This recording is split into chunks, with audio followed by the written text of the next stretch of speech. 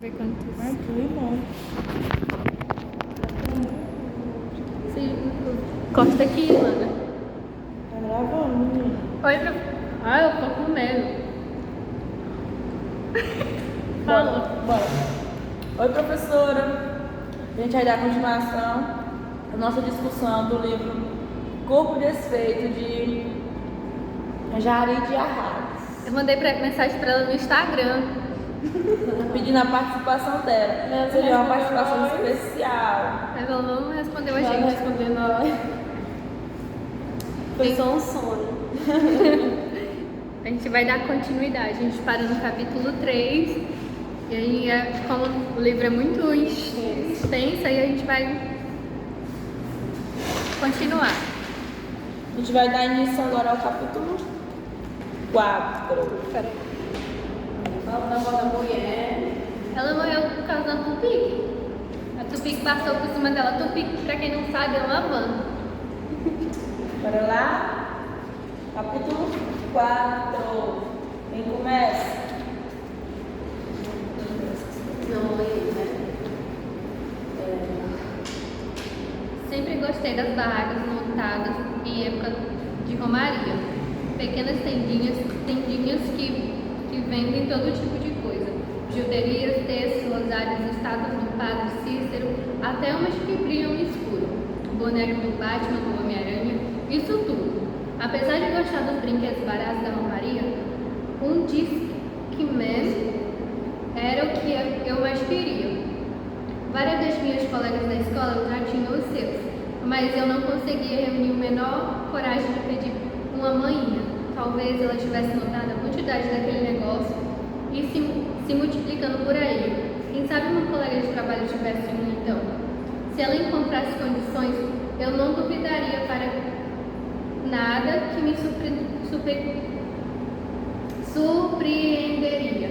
Ao mesmo tempo, era possível que ela não percebesse nada de especial entre as coisas da moda. Manhã vivia tão ocupada, sempre com a cara de quem vai gritar a qualquer instante, mas nunca grita, engole, faz descer pela garganta, mora na barriga e depois reclama de dor de estômago, porque já estava treinada para deixar queimar o interior quando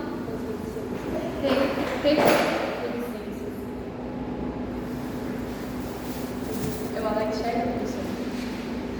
sempre ignorada. E jamais expulsar, que seria inconveniente para os outros.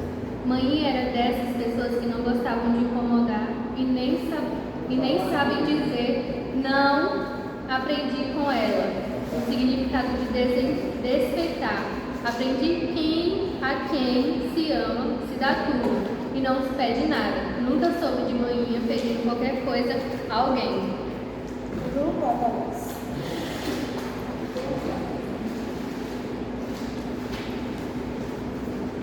Pronto?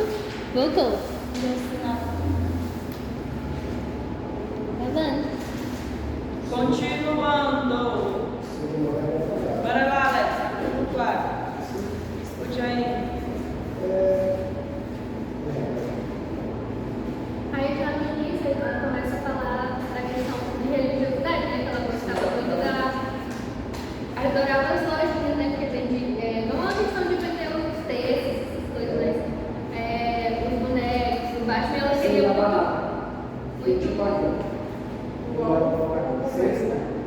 Sempre gostei das barras montadas, né? Pequenas tendinhas que vendemos todo tipo de coisa. Bijuterias, textos, rosários, estado do Padre, até umas que vendem no escuro. E bonecos de Batman, e Homem-Aranha, e isso tudo. O que ela quer dizer aqui, né? Que ela queria ter o inteiro, porque as colegas da escola tinham. Por isso ela não tem uma condição de educação avançada.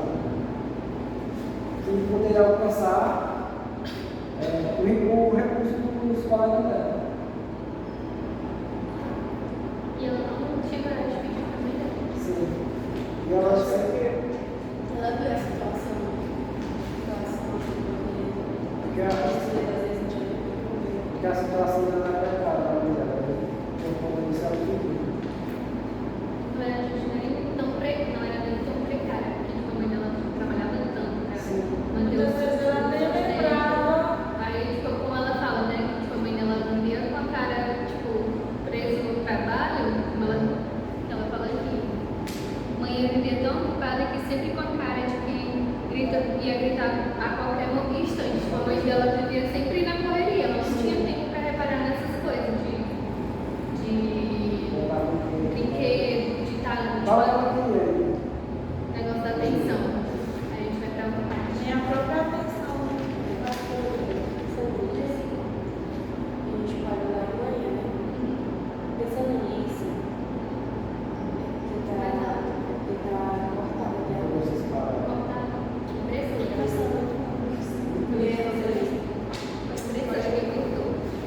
É que uma diferente com vocês. Eu também não sei. É porque tá cortado. Pensando nisso. Mas é a continuação. Eu tô parindo com volta, né? Uai. As paredes. Pensando nisso, fiquei andando de um lado para o outro, entre as barracas, porque eu também, como ela, não era de pedidos. Mas olhei ao redor, me afundei entre todas aquelas pessoas, lembrei de manhã comendo escondido na cozinha e comecei a chorar. Primeiro choro veio cabreiro, com aquele que podia transformar a comida de manhã em sopa. E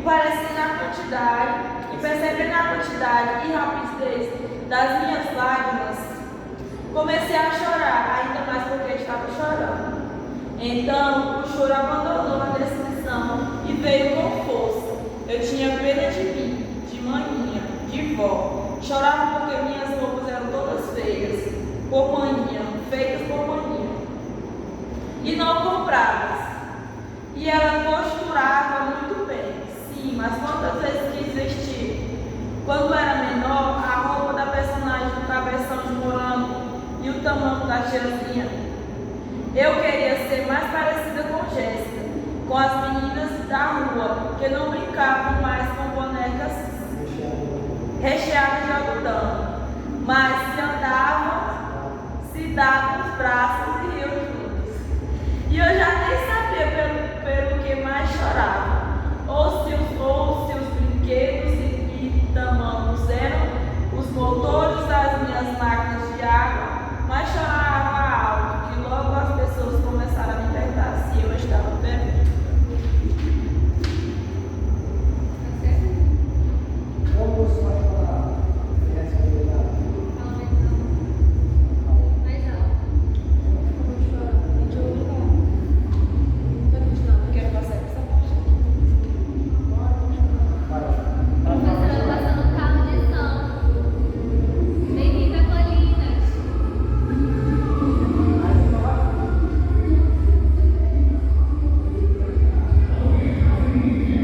Yolanda arrumou. Ai. Pronto?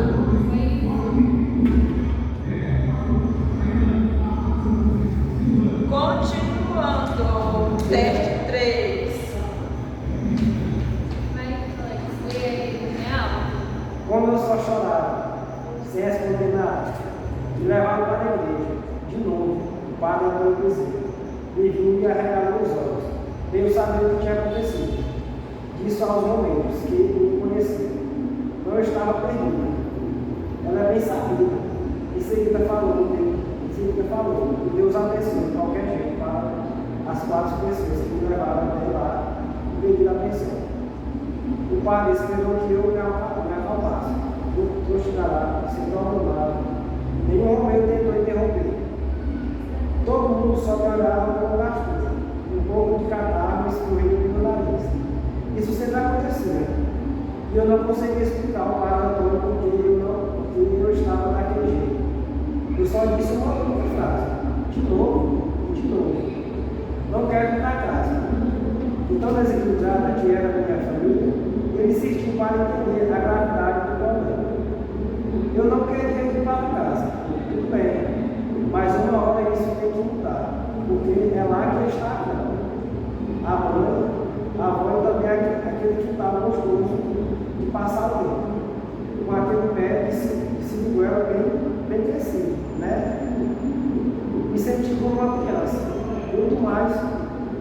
nova ouviu do jeito que o padre falava comigo. Era como se ele tentasse explicar algo muito além da minha capacidade cognitiva. Mas não reclamaria do padre, muito menos para ele próprio. Então, no meu rosto, sequei a cara com a camisa da escola e pedi que ele me levasse de volta. Os olhos de Paulo caídos em mim analisando. Me senti até mal, porque a igreja estava lotada de romanos e eles gostariam de me ter a presença do padre. Mas também senti um tipo fraco, de alívio. Não de quem pensa que o problema vai ser resolvido, mas um alívio de quem tirou o problema de dentro. Subimos a rua São Pedro, de mão dadas, atingindo os morros, centenas de olhares. Naquele momento achei engraçado o padre também ter atravessado a rua para o outro lado da calçada, evitando a loja onde eu ia trabalhar. Quando chegamos, Bom estava assistindo televisão. Não tinha sequer uma dúvida de preocupação. Só levantou um pinote quando percebeu que o padre Antônio Bezerra estava comigo. O que aconteceu? Essa menina fez arte? O padre não quis ver explicando, que só me trouxe depois que passei o tempo na igreja. Eu não sabia que o padre podia mentir. Mas logo aprendi que a palavra mentira é absorvida pelo medo. Mas eu também queria saber se está tudo bem. Alguém disse que não? Alguém disse que não está? É que a banda chegou tão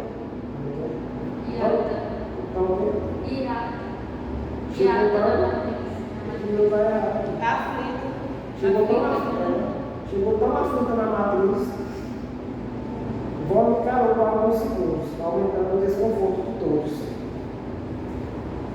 Vou aqui na garota. Tão aflita. Passa ali.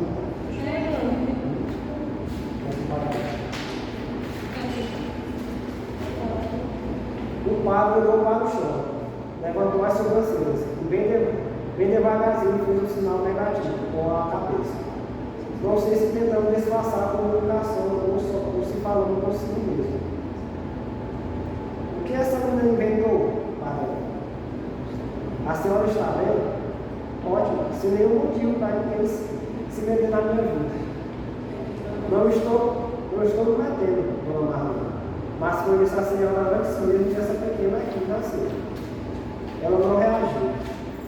Não era de dar conta. Não contaria nada.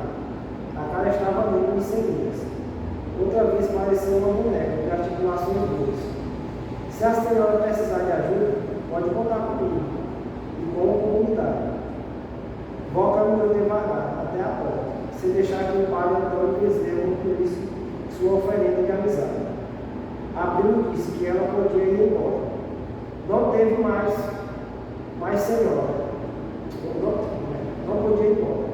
Não teve mais senhora. E ouça, Deus sabe de todas as coisas. Diga para a polícia que desse jeito ela não queria conversar. Vou até pensar se volto de novo para aquela igreja. O padre saiu real.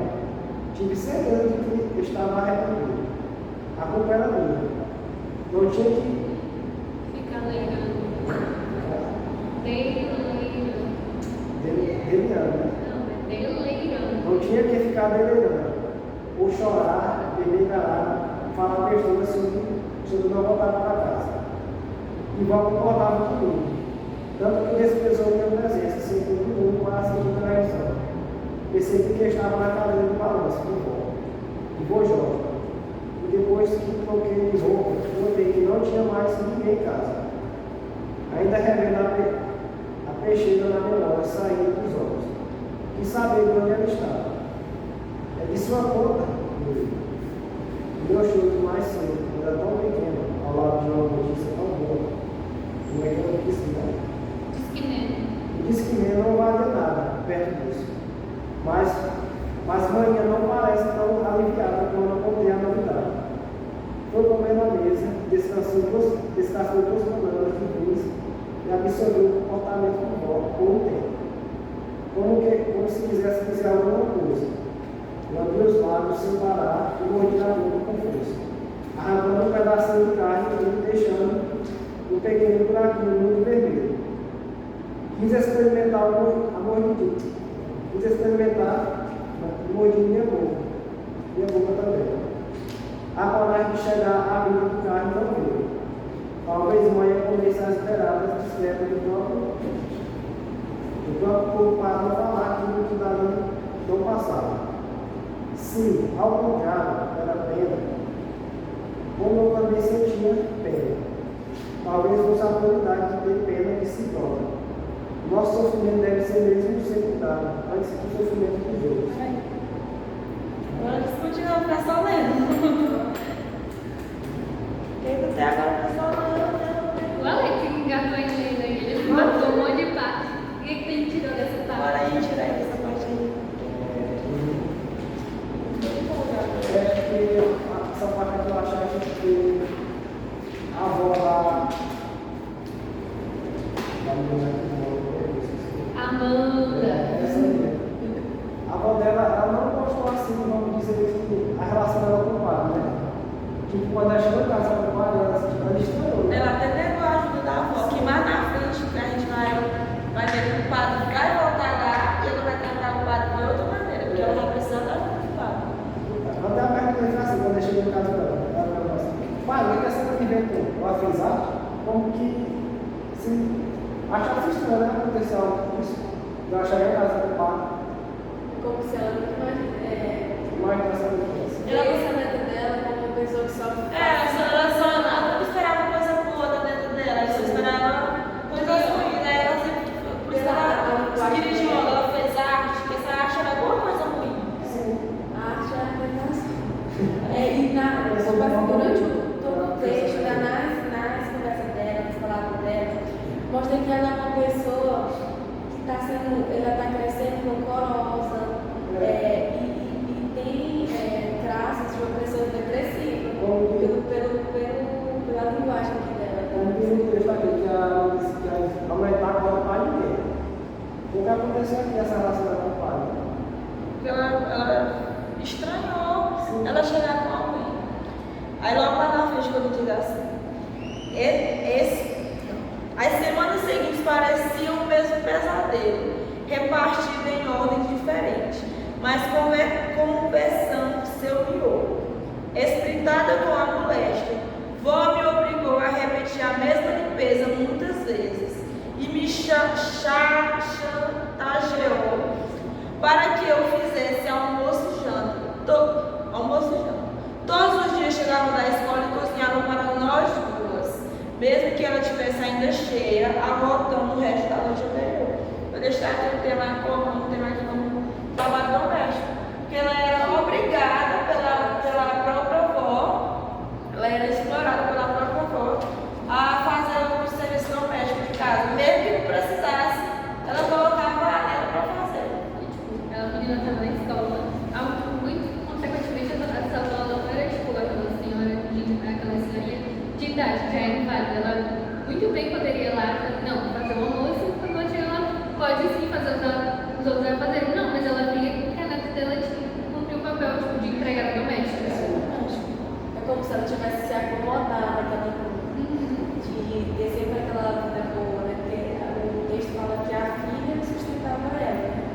E aí ela foi se incomodando e também por ela ceder o lado dela para a filha e para a neta, ela se sentiu na autoridade de humilhar essa, que é uma humilhação, né? Durante o texto todo, é a humilhação que ela faz.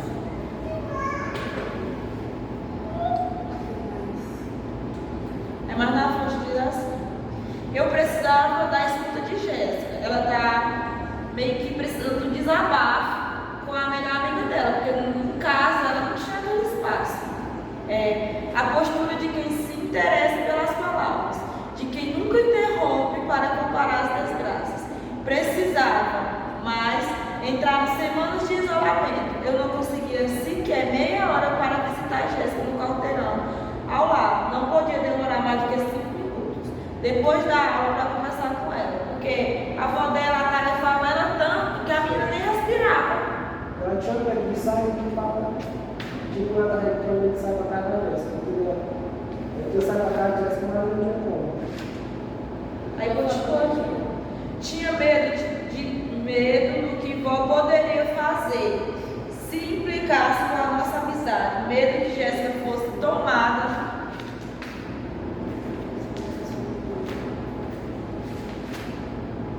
de mim. Então aceitei que os adultos esperavam. O rodo, a tábua de cortar carne e a bucha fazendo bolhas. Desde de pequena ela vem tendo essa responsabilidade que a avó dela teria que tomar essa responsabilidade para ela. E a avó dela não tomava. Ela jogava tudo nas costas de Jéssica. De Jéssica não. De Amanda. Ela já acrescenta depois, a vida de sempre, por acaso, por períodos de solidão. Tipo, ela não tinha, vamos falar, amigos. Era só os amigos dela no próprio texto, era o rodo, a tábua de cortar carne E a bucha fazendo bolhas. E é mais um desabafo dela. Ela sempre conta, durante o texto todo, ela sempre conta a história dela e no final ela desabafa. Ela sempre faz um desabafo. Ela sempre faz um desabafo. Ela meio que solta que ela procura alguém, que ela procura alguém, não, que ela procura um tempo, um espaço para desabafar com a melhor amiga, só que ela não tem esse tempo, nem esse espaço. É tipo assim, ela dá pra saber que ela tem uma faixa etária de 11 anos, né? Tem algumas pessoas que têm 11 e não com 12. Tem uma faixa etária que ela está entrando na pré-adolescência. E na pré-adolescência, o adolescente necessita muito de uma conversa com o pai, com a mãe. Ele sente a falta dessa conversa. E é justamente isso que está mostrando no texto. Essa jovem aqui, ela sentiu essa falta da conversa com a mãe dela, porque a mãe dela era uma pessoa que trabalhava muito, não tinha um tempo para parar, conversar. E é justamente, eu acho que foi justamente isso que aconteceu com a mãe dela, a mãe dela da Amanda. Ela engravidou muito cedo, eu tenho certeza. Poderia ter acontecido isso, a gravidez dela na adolescência, por essa falta de conversa vindo da avó dela, né? Justamente. Aí depois, a avó dela quer cobrar uma coisa que ela não repassou, né? Porque o adolescente ele não vai descobrir as coisas por conta, ele tem que também ter uma conversa. É justamente isso que aconteceu. A falta de comunicação. A falta de comunicação. Aí já não tô lendo aqui, aí eu tô. Mas aí, tipo, ela fala aqui, uma terça-feira depois da aula, o cinto de couro me esperava.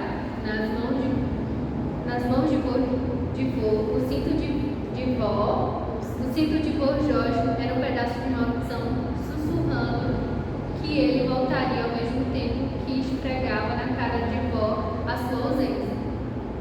Vô, né? Vô, sua ausência, tipo, a ausência paterna na vida, tanto da avó da Amanda, quanto para a mãe de Amanda e para a própria Amanda. A figura masculina é muito ausente no texto. Então, tanto tipo, o vô dela são casos e casos que ele aparece. Nessa terça-feira, o que motivou a vontade, vó tomou posse daquele grande absurdo e procurando em quem jogar as recordações que me escolheu. As recordações e me escolheu. Nessa terça-feira, o que motivou a vontade de me bater foi o sumiço de R$2. Então ela estava procurando um motivo para descontar aquele negócio que ela estava sentindo, que eu não sei se era raiva, não sei o que era, em Amanda. Aí ela usou esses R$2 que sumiu para descontar essa raiva dela na mão, porque era a raiva do marido dela. Tipo, tinha sumido como se fosse vai beber cachaça e ela tava. A dona Madalena, né? Ela tipo, apareceu o nome dela observa. E ela tipo, procurando a ausência do marido, descontou na bichinha por causa de R$2.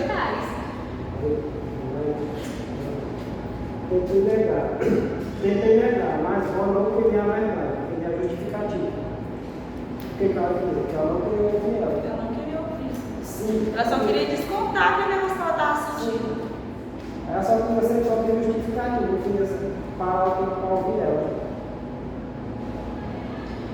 E eu gostaria muito de ter R$2 para comprar merenda na escola. Só que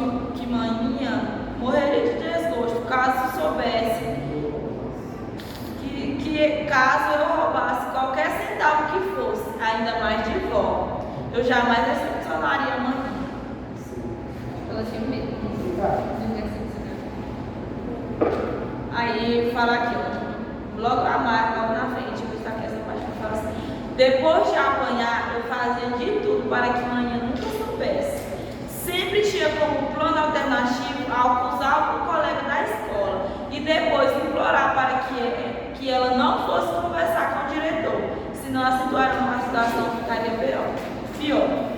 Então, a avó de Amanda meio que fazia o que queria com ela e a própria Amanda não queria que a mãe dela soubesse como causar aquele desentendimento dentro de casa. Ela mentia para a própria avó, que tem uma parte aí que você não sei se você viu mais na frente, que ela ficava de joelho no caroço de milho, que a avó dela só colocava ela de joelho no caroço de milho no começo da semana, porque o joelho dela ficava ferido e vermelho. Aí ela Amanda, para esconder da mãe dela, ela vestia a calça da farda. A avó dela não colocava ela de joelho de castigo no final de semana ou de quarta-feira para frente, porque no final de semana o joelho dela não ia estar sarado e a mãe dela já ia estar em casa e ter mais tempo para reparar na filha. Aí ela até falar assim, que era ela mesma que lavava as próprias roupas dela. Então ela mentia para a mãe, falava que a malha da farda era confortável e preferia ficar o tempo todo na calça da farda. E no início do livro, ela tem aquela parte que ela estava como se a avó dela tivesse botado ela de joelho, sem fazer essa relação, colocado ela de joelho, ela estava sem roupa, aí ela estava chorando, olhando para a santa, o rosto dela. Aqui a gente pensa que é um caso de abuso lá no começo. Sim, aí ela sentiu o toque, acho que foi tipo a avó dela despertando ela, né, do castigo, para vestir a roupa. Dela para fazer essa ligação. Gente, o problema da Dona Maria não fui eu, foi a impressora. E você nem vai dizer também. Nem vai dizer. Ainda nasceu meio que fora do contexto, ficava assim. Então tá, capítulo 5. Meu Deus.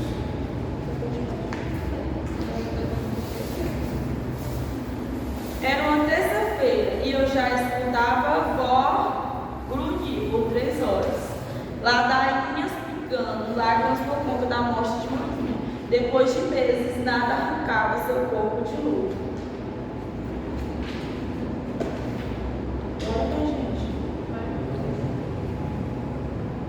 Quando o telefone tocou, eu estava descansando no sofá, me abanando com um folheto cheio de promoções de geladeiras e camas populares.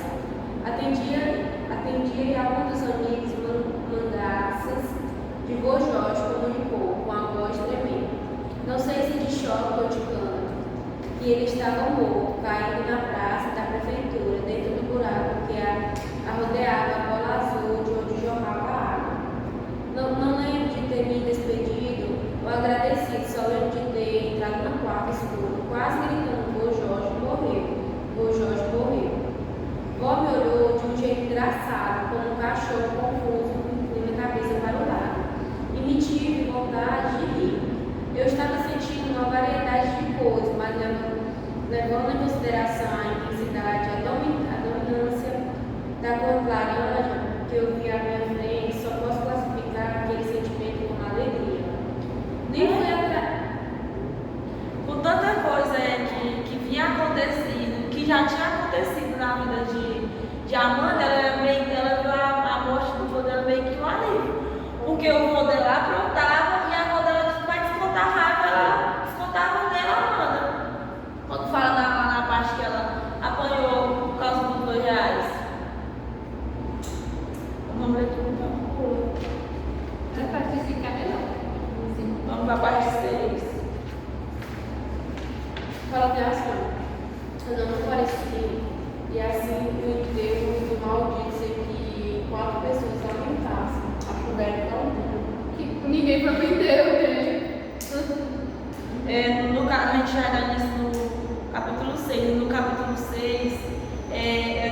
trazer bastante população de fé sobre a mãe delas, a Madalena, que é a avó de Amanda. Ela vai falar muito de santa, ela vai falar que a filha dela apareceu um sonho para ela, que ela meio que ensinar umas coisas lá. A mãe de Amanda meio que ensinou umas coisas lá para a avó de Amanda fazer, que era para ela ter o perdão dela. O perdão, como é o nome da Amanda? Não aparece no texto. O perdão da filha, que morreu atropelada por uma Tufique. tupi. Tufique, pra quem não sabe, é uma banda. Bora lá. E engraçado que no próprio livro, eu acho que, se eu não me engano, não aparece o nome da mãe de Amanda. A mãe dela. O nome da mãe da Amanda não aparece. Apareceu. Agora que começou a aparecer o nome da Madalena, porque o padre falou. E aí já entra a ligação na questão da religião, negócio de religião lá. Porque, tipo, do enredo todinho, do capítulo 1 até o 3, não aparece o nome da avó, só o de Amanda e o do vô Jorge. Aí a gente fica querendo descobrir o nome dos personagens e não aparece. E um certo dia, a Amanda, acho que ela chegou da escola, quando ela chegou, estava tudo revirado lá no quarto, porque a Amanda dela trabalhava com costura, a Amanda dela estava tirando tudo. A avó dela falou que ia costurar e tudo mais, a Amanda não acreditou e ela ficou insistindo. Ela ficou perguntando, aí a avó dela falou assim: Amanda, tenha nervo que eu compro, me ajuda a arribar isso aqui. Era as coisas que ela estava tirando, esvaziando no quarto. O quarto ia ser como é que chama essa coisa de santo? Um altar de santo, que ia ter, que ela ia mandar fazer. Que é lá no início que a gente fala que a santa que foi feita com o rosto da mãe da Amanda, a santa de R$600. Que tinha os R$600 para fazer essa santa e não tinha R$600 para manter a casa. Pra comer. Para comer. Ela queria mover a mesa com a máquina para o canto da sala, logo abaixo da janela de madeira, que sempre ficava fechada. Imaginei se a costuraria ali, debaixo, com a janela aberta, para mostrar aos passantes que fazia serviço de costura. Imaginei quando aquela janela tinha sido aberta pela primeira vez. Se tinha sido na época de Padre Cícero, se aquela casa era antiga o suficiente. Na época, eu associasse na época, não sei se a época do Padre Cícero era a época do tempo lá, no dia lá que o padre foi levar em casa, não sei. Me dei conta de que nunca tinha visto a janela aberta, deixando um pouco de luz entrar na sala. Eu não sabia como ficava, nem quanto a rua podia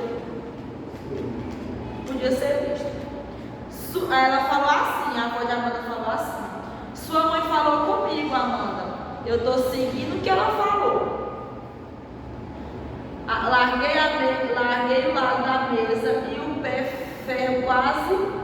de ferro quase esfragatou meus dedos. Maninha, aquela que estava morta, nessa parte aqui foi que eu destaquei o tema manipulação de fé, que ao longo desse capítulo eu destaquei bastante. Vó parou por alguns segundos e disse que tudo era recado do céu, que Maninha tinha virado santa e que o quartinho agora tinha outro propósito, que o quartinho ia virar um altar e desse quartinho a avó de Amanda ia seguir todas as instruções que a mãe de Amanda estava dando, que era para ela poder perdoar a avó de Amanda e ter o descanso dela eterno.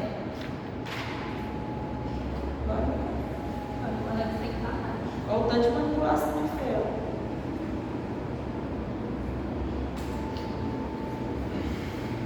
Mas talvez ela desacreditou tanto da fé dela, porque ela sempre via lá rezando, era constante. E nada acontecia, nada melhorava. Teve um livro também que a gente leu, qual foi? Que mostrou. Na Conceição Eucarística, Que é porque acho que até na vida mesmo. a história nossa vida. do Kimba lá, que tipo, ele via a avó dele rezando tanto que tipo, ele dizia assim, não acredito nessas coisas, porque tipo, ele via a avó dele rezando e não via melhora. Não via melhoras.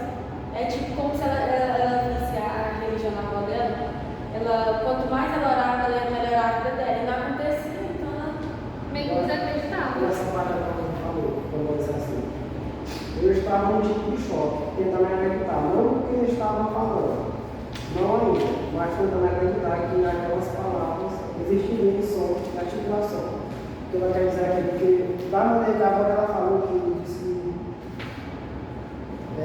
disse que tudo é caminho do céu, que ela disse que ia visar santa, né? Ela não está acreditando que isso aconteceria com ela. Como ela está dizendo, né? Que disse que ia remover os objetos da sala. A sala de costura que era para. Disse que ela ia ver uma casa de santo. Então, por isso ela não acreditou que isso aconteceria. Aí entrou em choque. Aí numa dessas coisas de igreja que acontece, aí de casa em casa, o padre ia passando e voltou à casa dela. A Amanda, como qualquer criança, acabou soltando que a avó dela tinha sonhado com a mãe dela, que a mãe dela agora seria santa. Aí tem uma parte assim que eu fiquei, será que ela sonhou com ela mesmo? Será que ela estava fazendo isso? Por que ela estava fazendo? Porque ela não queria que o padre soubesse. Ela até deixou ela de mentirosa na frente do padre. E o padre falou assim que não era certo, não era da religião ela fazer a santa com o rosto da filha. Aí a menina foi e falou que a avó falou que era pedido da mãe dela no sonho. Eu acho que essa questão da coisa, né? Porque tipo, a mãe dela queria justificar o amor que ela não deu pra filha dela, na questão da santa. Vamos supor, eu vou adorar minha filha depois de morta. Tipo, aí ela começou a montar o altar. Porque aí, tipo, a questão dela ir querer fazer a santa por conta da filha dela, tem toda uma questão em cima. Aí a avó dela falou que teve 2 sonhos. Num desses sonhos, a mãe dela, a filha dela, tinha explicado para a avó que toda aquela culpa precisava de um perdão. E que a única forma de ser perdoada estava no esforço para manter uma vida decente e modesta. Que aí vai começar a falar que ela não se desfazer das coisas vermelhas e tal, e vão acabar se desfazendo da boneca que a menina gostava tanto. Da Suzy. Da Suzy. E a mãe não queria se desfazer da Suzy, que a avó dela falava, que a Suzy era uma má influência pela roupa dela, que era um shortinho curto, né? E uma blusinha que eu não sei porquê, como era essa blusinha dela. Aí no outro sonho ela falou assim, no outro sonho falou sobre mim, sobre como o vô deveria me proteger e para que eu não fizesse escolhas erradas, escolhas ruins, que eu deveria ser pura. Foi dessa parte que ela botou para tirar, porque a menina pediu tanto, mas mesmo assim a avó tomou uma boneca. Nos dias que seguiram, o vô recebeu fragmentos de normas, bem que a mãe de Amanda estava dando normas para esse perdão, para esse pecado dela ser Apagado? Apagado, não, perdoado, no caso. Instruções de como buscar o perdão e uma reza pequena a ser repetida todos os dias, especialmente aos domingos, quando acontecia uma preparação, tudo rígido por vó. E a partir desse sonho, a avó de Amanda foi mudando com ela. Ela parou de bater ela tratou melhor a filha. Tem até um negócio aí, tem uma parte que eu marquei que ela fizeram um jantar. Foi uma coisa assim. E ela fez a santa, ela falou, um manto azul, foi a santa parecida com o nome dessa santa, da Santa Aparecida. Nossa Senhora Aparecida. Ela usou o corpo, só mudou o rosto. O rosto ela fez com o rosto da filha, que foi a estátua de R$600. Aí aqui ela está descrevendo como o jeito que a santa pega, o vestido, a mão. Aí era idêntico, o rosto não tinha defeito, o nariz estava como na foto, os olhos pequenos ao seu contorno. O manto parecia uma roupa natural para ela, as mãos viradas para cima e os olhos talhados na direção reta, sem timidez. Era a estátua como um rosto de manhinha. Depois de sua morte, manhinha virou um gesso, uma santa. É estranho, né? Como é que a mulher todo dia acaba um negócio de estátua e vê a A cara da mãe mulher dela. dela. Acho que a mãe dela não teve descanso.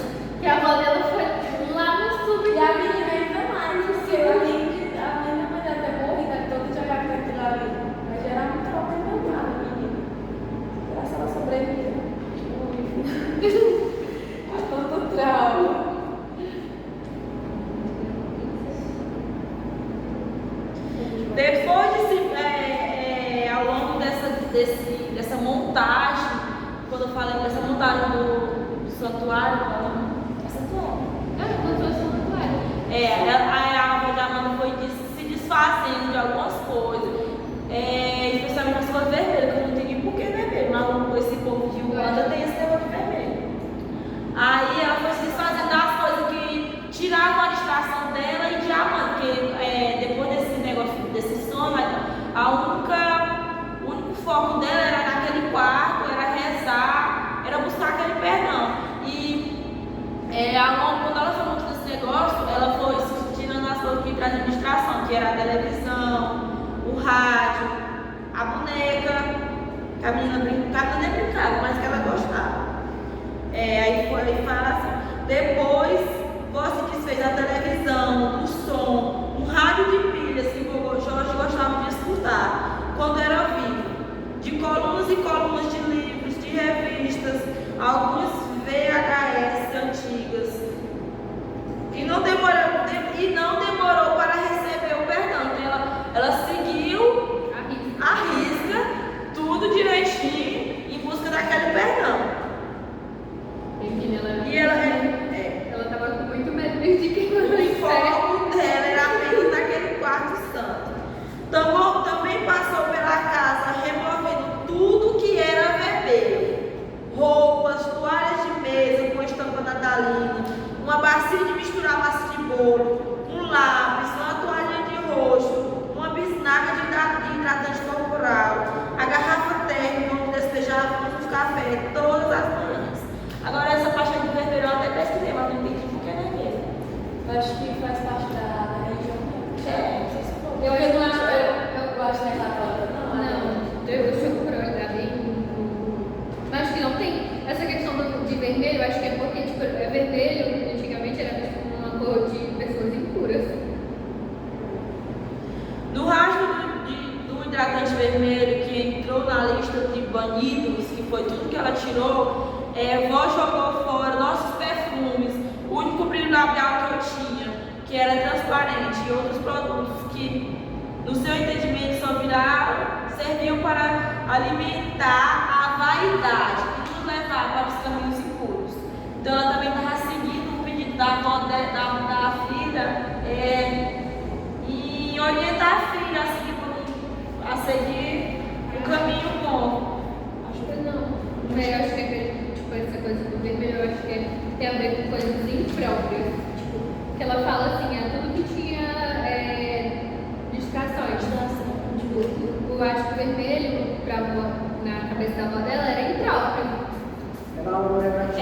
Ela trocou até o absorvente da filha pelo pedaço de pano. Ela fala até assim que não ia andar suja, melada por aquele negócio vermelho. Ela própria Amanda. Porque a avó dela considerava o absorvente como uma cor de vaidade. Ela trocou o absorvente da filha. Eu fiquei assim, oxi. Quando ela fala assim, descartou tudo, até meu absorvente. E até meu desodorante, e as duas embalagens de absorvente que eu tinha reservado para os próximos meses. Vó disse que seria melhor usar pequenos paninhos que ela costuraria, que essa era a forma modesta e me ensinaria como viver com certas restrições. Eu fiquei hoje. Ele representa sangue. Eu acho que tem a ver com questão.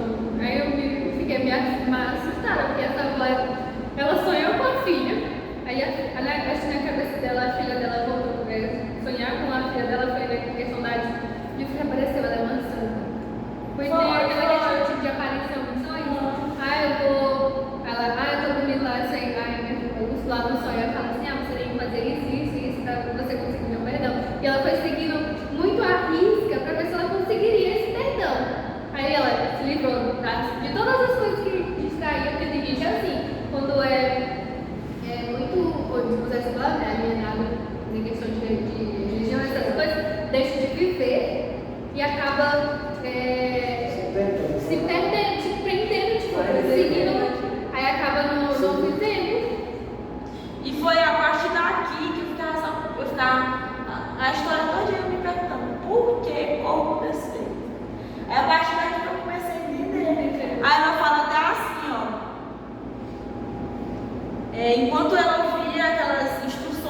ela dava, ela falava assim: enquanto ouvia, rasgava as carinhas duras dos meus dedos.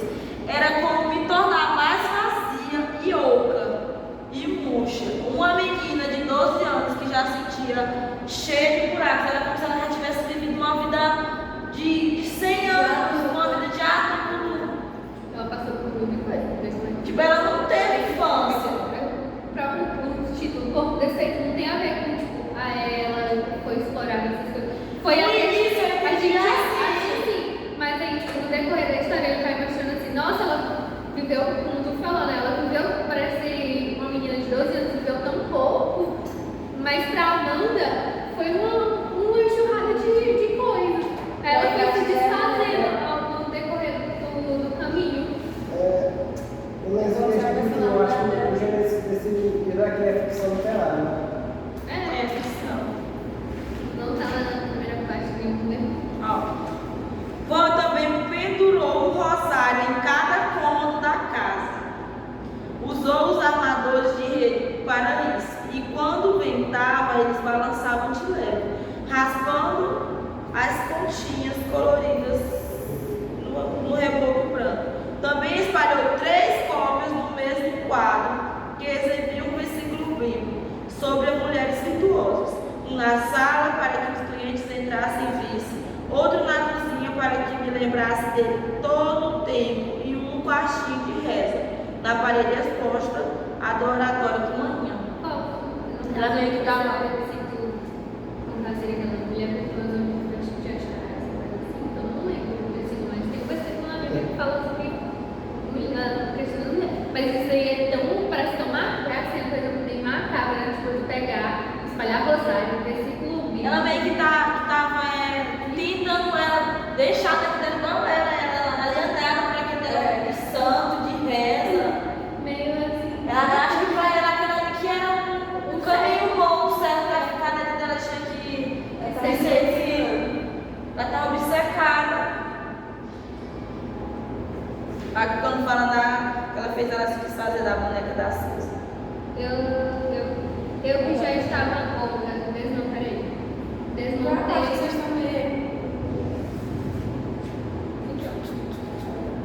Eu que já estava outra, desmoronei quando o Val apareceu na sala de jantar, abanando.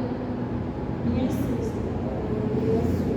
Me joguei no chão de sua saia e implorando para que ela não tirasse aquela boneca de mim, porque era uma das poucas coisas que me restaram de manhã. Aquela boneca foi a única vez em que manhã me deu um presente com direção, dizendo que a Suzy deveria ser minha inspiração para me tornar veterinária. Aquela boneca com a qual eu já não brincava, não me encantava, apenas pela aparência que eu gostaria de copiar ou pelas roupinhas que eu Queria muito vestir. ela apontava meu destino. Tipo, a avó dela via a boneca como uma figura, não vou dizer uma palavra que ela é puta. Quando ela via como uma figura, ela via como outra. No caso, a avó dela, ela via como outra. Ela via como inspiração da profissão que ela deveria seguir. A mãe dela falou no início do livro, ela falou assim, tô estudando essa boneca veterinária para que você possa seguir essa profissão. E o que a avó dela achava da boneca? Porque a avó dela falava que ela era uma inspiração. Suas roupas eram imorais, a camiseta com short. Brincar com aquilo não era saudável para a mente, nem era bom que uma garota de 12 anos desejasse ser como aquela boneca. E eu não teria tempo para brincadeiras. Ela falou mesmo, depois que repeti centenas de vezes que não brincava mais, só guardava.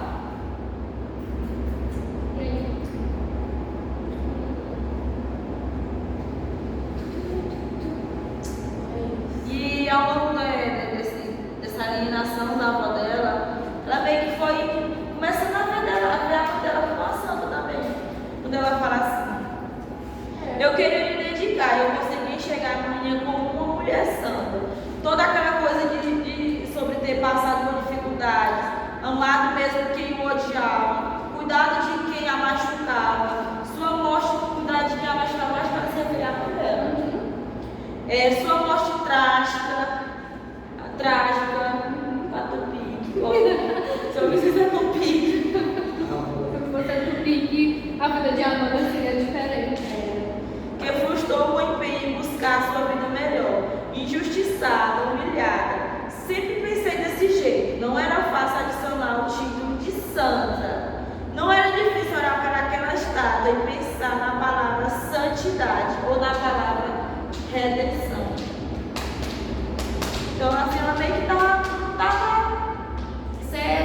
certa daqui, mas ela estava começando a ver, mas ela É como se ela, como ela viu que ali era uma das únicas pessoas de seguir, né? Não tinha não tinha outra saída para ela. Aí ela, acho que ela quis fazer um esforço para acreditar naquilo que a Wanda acreditava. Até mesmo, tipo, pra não contradizer a Amanda, ela contrariar. Tipo, a Amanda meio que tava meio forçando. Eu sou, sei lá, eu acredito numa batata frita, vamos dizer assim. Eu vou te alienar pra você acreditar na batata frita, porque a batata frita é uma coisa santa. E ao longo da narração, a Amanda já estava se sentindo sufocada, desgastada daquilo tudo, a Amanda estava sufocando ela. E foi aí que ela começou a falar, a narrar por que ele corpo desfeito. Que ela fala até assim, tanto sofrimento eu queria me dedicar, mas para isso eu tinha que jogar fora o desodorante e os absorventes, pingar sangue na roupa e ter bacia cheia de calcinha manchada para esfregar no tanque. No fim do dia, com o corpo desfeito de tanto chorar, quis estar com Jéssica, que suas risadas preenchessem todas as perfurações em mim, porque ela tinha interesse pelas circunstâncias que formavam histórias, e sabia como abraçar de um jeito que me lembrava o carinho do remédio para catarro acumulado nos pulmões. Então, ela estava procurando respirar, sair daquele sufoco, um jeito para ela desabafar, um alívio daquilo tudo. Tipo, ela queria uma coisa, um conforto. Ela estava procurando conforto. Não era nem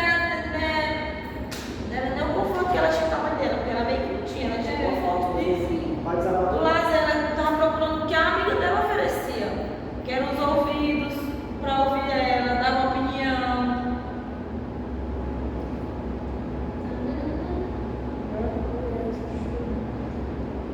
Vou buscar uma forma de me sentir mais próxima de Maninha e também querer que eu me sentisse.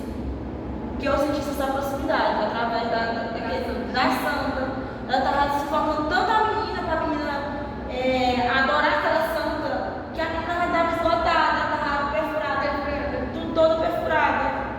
Não. Perfurada, tipo, fisicamente, mas questão de sentimento, mentalmente, porque ela meio que obrigava a menina. Aí meio que daí ela necessitando da presença de Jéssica, necessitando da amizade de Jéssica, ela começa a narrar a história de Jéssica. Eu acho que a modelo de não queria que ela tivesse essa questão da proximidade de ter uma amiga, porque tipo, se ela tivesse uma amiga, a amiga dela ia meio que não manipular, mas Só dizer aquilo que ela queria. Esse é o sentimento mesmo dela. E aí, Alex? Não tem que falar. E tem uma parte que eu destaquei que, quando você fala que a avó de Jéssica não gostava, da avó de Amanda não gostava de Jéssica. Tem uma parte aqui que ela castigava a Jéssica. A maneira dela de viver? Não, ela castigava, tipo assim, querendo impedir a amizade dela com a Amanda. Não, ela castigava a Amanda querendo. Ela meio que não deixava, assim, ela não dava tempo pra ela se ver, pra ela se conversar. Ela fala assim que eu não tinha tempo, né? Ela não apoiava, Que os amigos dela estavam de cortar carne, Essa parte aí era muito. Eu coloquei aqui pra falar assim, eu gostava de ser esse tipo de criatura indefesa, um tipo que tem muito a perder, mas as coisas só vão embora aos pouquinhos e elas fingem que nunca mais vão voltar, mas depois os adultos deixam que voltar. Por isso também eu me sentia confortável na casa de Jéssica. nunca tinha sido uma das coisas afastadas pelo tempo do castigo, e dessa forma me tornei contigo. Ela queria aquela de Jéssica como uma coisa eterna. Ela queria aquela amizade para sempre, porque com Jéssica, na casa de Jéssica, ela tinha tudo que ela queria na casa dela e que ela não tinha. Fala que a mãe dela, a mãe de Jéssica gostava dela e tudo. Tipo, a mãe dela ofereceu as coisas porque ela não sabe a relação dela com a Jéssica. Ela só que ela queria que a família dela, que ela queria na casa dela. É como se o amor que ela deveria ter em casa, ela tivesse na casa da Ela família tinha na casa dela. de Jéssica, que é a A amiga mãe dela. dela não se sentia à vontade se ela se relacionar com a Jéssica. E também, tipo assim, a gente pode pensar assim, a questão de como é que ela não se sentia, né? Como ela se sentiria. Vendo a reação da mãe dela, né? Da mãe da Jéssica com a Jéssica, e ela trazendo aquilo como um sonho dela, e que não poderia mais ser realizado porque ela já não tinha a mãe dela ali do lado dela. Ela deve nesse momento, ter se frustrado ainda mais, mesmo recebendo muito. Parece que sofreu demais esse negócio. A história de Jéssica é muito triste, mas é situações que nós podemos não conhecer, mas eu sei que existe. Não está sendo no nosso convívio, mas tipo, a gente lendo, a gente fala assim, nossa, será que isso acontece? Isso, assim, a gente não sabe tudo, mas a maioria das coisas ainda existe que a gente vê. A questão da manipulação de fé. E nesse capítulo da avó, da Amanda, é muito presente, assim, não é uma coisa cultural, Tem essa questão também de dar prioridade ao homem, né? Porque foi o que a avó fez. Às vezes, como o texto mostra, o vô de Amanda era uma pessoa que, como é que se fala? Que era meio. Esse tipo de homem cachaceiro, mas Aí a avó dela meio que dava prioridade a ele e acabava descontando o que ele fazia nela. E é isso que muitas pessoas, então hoje existe isso. Muitas mães dão prioridade ao homem e deixar o filho de lado. ou então, tipo, vamos supor, o marido da avó dela traía ela, não tem? Aí o povo ia lá, né, porque o povo era bem fuxiqueiro, contava, e, tipo, pra ela não se separar do marido dela, ela ia lá e batia na menina, descontava pra menina. toda a raiva, nojo, tudo que ela tinha, ela procurava uma forma de descontar, de castigar a menina Amanda. Será que esse ciclo não só, tipo, não aconteceu somente com a Amanda? Será que não aconteceu também com a mãe da Amanda? Será que não aconteceu, tipo, vamos supor, o pai dela sumia, ia beber, fazia o que fosse na rua, e aí quando a mãe ela chegava, ela apanhava, porque era uma frustração. Até fala na narração que quando ele sabe, ele não aceitava com o filho, ele saía e chegava, ele ficava judiando da menina. Foi isso que levou até a gravidez da mãe de Amanda, a mãe da Amanda engravidar cedo, a gravidez dela na adolescência. Porque ela não tinha aquele carinho, aquela relação, a relação dela com o pai, com a mãe dela nem tanto, mas com o pai dela não era boa. Então acho que isso foi um dos motivos que levou ela a ter uma vida, como é que se diz?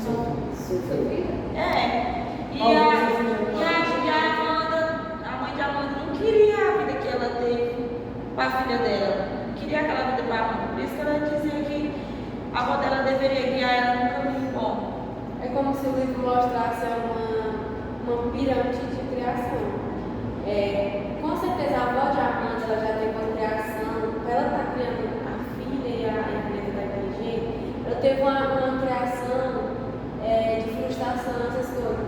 E quando a gente não apagar aquilo, a gente vai crescendo e vai passando para a próxima geração.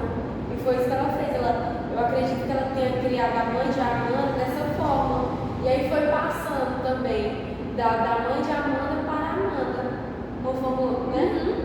Como Eu acho que fosse um ciclo de um ciclo assim, tipo, que nem aquela história das Marias.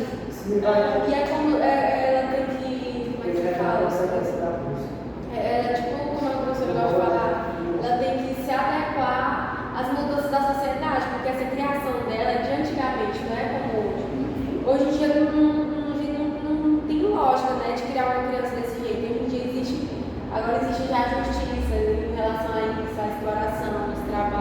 já leu de trás. Não existe mais isso. Então é a questão de adequar a minha modernidade. Nem aí, tipo, a gente pode fazer a coligação com aquele.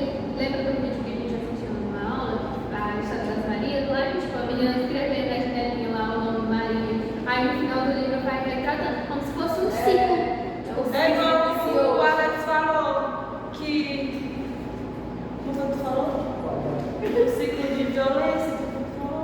A sequência, que elas só passando. Você já se dá muito, né? Que envolve pai, mãe, avó. Elas nunca se interessaram em quebrar aquilo. Eu acho que, tipo, esse Mas negócio é muito. Estava muito preso ali, assim. E a gente pode ver, eu percebo isso na nossa sociedade, que ainda hoje muitos adultos, eles têm esse trauma de antigamente. Tem esse trauma. Eu vejo minha mãe ela tem muito certo assim de. É como se ela fosse traumatizada. Eu sempre digo pra ela, se você não liberar o perdão, a senhora não vai viver feliz. Eu sempre digo isso pra ela. Porque eu vejo o trauma que ela ainda carrega, muito trauma da infância dela. Por uma criação desse mesmo jeito aqui. Eu vejo. Vamos supor, meu avô foi criado de um jeito, vou dizer assim, não sei se a criação dele foi assim, porque meu pai é totalmente diferente. Foi criado de um jeito, rígido, essas coisas. Meu pai foi criado rígido pelo meu avô. Aí, rígido. Eu, como filha, vou ser criada como rígido, tananã. Aí, eu vou repassar consequentemente do que meu pai do jeito que meu pai me instruiu. Se eu não quebrar ali, pronto, minha criação vai ser Repassa pro teu filho repassa. É que nem a gente, quando a gente vai, assim, vamos supor, um filho vê o pai batendo na mãe, tipo, vamos dizer, não é certo. Mas ele vê aquilo lá, se ele acha certo, não, futuramente ele não vai, futuramente ele consequentemente vai bater nas coisas dele, vai replicar pros filhos, e aquela coisa, se não for, tipo, cortado ali, o mal, vamos dizer assim, vai prosseguindo. Eu creio eu assim. E eu acho que, tipo, essa questão da Amanda meio assim, foi meio muito enraizada a questão, tipo, porque parece que foi desse passado. E a questão da religiosidade da família Passa de dela. geração a geração. Isso. A questão da religiosidade da avó dela, eu fiquei assim, meu Deus, por que essa mulher tá adorando a filha dela só porque ela apareceu num sonho? Aí eu achei, tipo, ela supria a necessidade, aquela necessidade, tipo, aí eu fiz tanto mal pra minha filha que agora eu tenho que pedir perdão pra ela dessa forma. Aí ela começou a. Ela teve tanto tempo pra mudar aquilo, pra pedir o perdão pra filho dela. E ela meio que não se importa, ela se importa depois da fé. Ela dá a morte dela, ela vai se arrepender depois da morte da filha. E também tem a questão assim que a autora, aqui é uma ficção, só que ela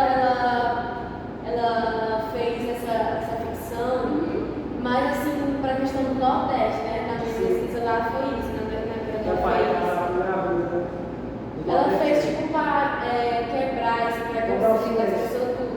Mas é uma questão assim que a sociedade, essa região nossa ainda não vive isso. É por isso que ela trouxe. Ela trouxe para quebrar, ela trouxe para influenciar as pessoas a não seguir isso, né? É porque ela faz, vamos dizer, tipo assim, aquelas coisas que são muito impactantes, né? Que é impossível de esquecer, né? Pronto. Professora, esse foi o nosso segundo encontro do livro, como sempre. E assim a gente finaliza o livro. A gente super indica que todo mundo leia com respeito da autora Jarid. É uma ficção Arraes. Sim, ficção literária, livros que retrata consequências de abusos que envolvem a voz dos filhos. Tudo enquanto. E muita manipulação de fé, que foi a parte que eu mais falei, que eu não gostei disso aí não. Se ajeita aí, Alex, vamos tirar uma foto. Eu desse nome feito. Peraí. Porque eu estava do lado, eu estava. Alex.